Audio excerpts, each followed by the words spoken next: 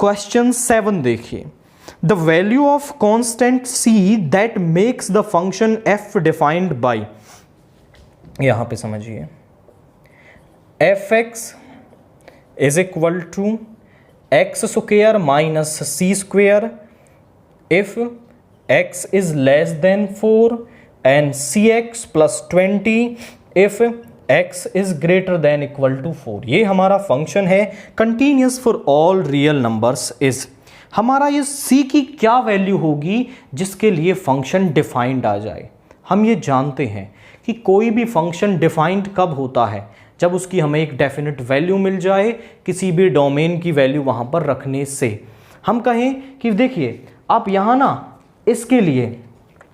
x की कोई भी वैल्यू यहां पे रख लो लेस देन 4 वाली, सभी के लिए ये डिफाइंड है। और जब 4 से बड़ी कोई वैल्यू रखोगे x की तो भी ये डिफाइंड होगा यहां पे। But x is equal to 4 पर हम यहां बात करें तो x लेस देन 4 के लिए फंक्शन ये, ग्रेटर देन 4 के लिए फंक्शन ये। तो हमें 4 पर ये चेक करना पड़ेगा कि 4 पे फंक्शन डिफाइंड है या नहीं है। तो यहां पे 4 पे हम इसकी LHL और RHL निकाल लेंगे,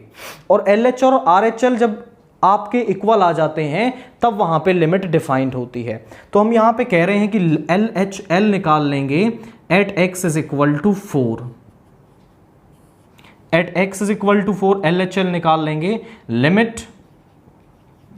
x टेंड्स टू 4 माइनस, तो यहां पे आ गया x square minus c square, put कर देंगे x को 4 minus h as h tends to 0, तो यहां पे क्या आ जाएगा, लिमिट h टेंड्स टू 0, ये हो जाएगा आपका x square minus c square, ये 4 माइनस h का square minus c square, h की वैल्यू 0 रख देंगे तो 4 का स्क्वायर माइनस c स्क्वायर, और हम RHL निकालेंगे, limit x tends to 4 positive cx plus 20, यहां पे हम पुट कर देंगे x को 4 plus h as h tends to 0, तो यहां पे आ जाएगा c into 4 plus h plus 20, और यहां पे आप h की वैल्यू 0 रख दोगे तो ये हो जाएगा 4c प्लस 2। अब यहां पे वो कह रहा है is continuous for all real numbers is, कि c की क्या वैल्यू फंक्शन को डिफाइंड बनाएगी जब ये हर वैल्यू पर क्या है, कंटिन्यूस है, यानी 4 पर भी कंटिन्यूस होगा, 4 पर भी कंटिन्यूस होगा ना। तो हम कंसेप्ट क्या यूज कर रहे हैं कि अगर ये 4 पर कंटिन्यूस है तो जब LHL RHL और उस फंक्शन की वैल्यू उस पॉइंट पर इक्वल होते हैं तब हमारा फंक्शन कंटिन्यूस होता है। अब ये कंटिन्यूस है तो रिवर्स होगा, तो LHL RHL और फंक्शन की वैल्यू एट 4 आप निकाल लेंगे, F4 आपके पास क्या आ जाएगा,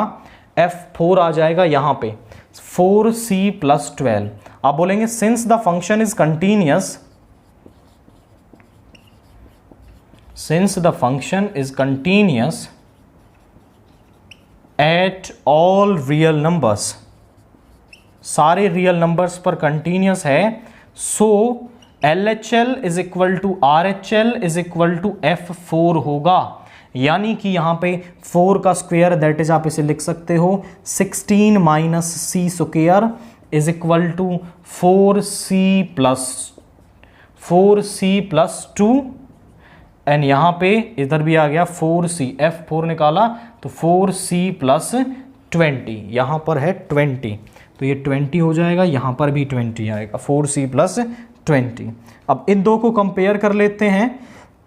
तो यहां से आया 16 minus c square is equal to 4c plus 20, इस तरफ ले आइए, c square plus 4c plus 20 minus 16 is equal to 0, c square plus 4c plus 4 is equal to 0, यानी इसे आप c प्लस 2 का स्क्वायर लिख सकते हैं। अगर c प्लस 2 का जो स्क्वायर है वो 0 है तो आपका जो c प्लस 2 है वो भी 0 होगा, विच एम्प्लाइज कि जो c है वो यहां से माइनस का 2 आपके पास आ रहा है। तो हमने कंसेप्ट क्या यूज किया, उसने दे रखा था कि जो फंक्शन है वो eight all real numbers continuous है। अब हमारे पास यहां हम बोलेंगे कि 4 भी एक रियल नंबर है तो 4 पर भी कंटिन्यूस होगा, और जब 4 पर फंक्शन कंटिन्यूस होता है तब LHL, RHL और F4 इक्वल होंगे, तो हमने तीनों को इक्वल किया और C की वो वैल्यू बता दी जिसके लिए ये function at all real numbers continuous है।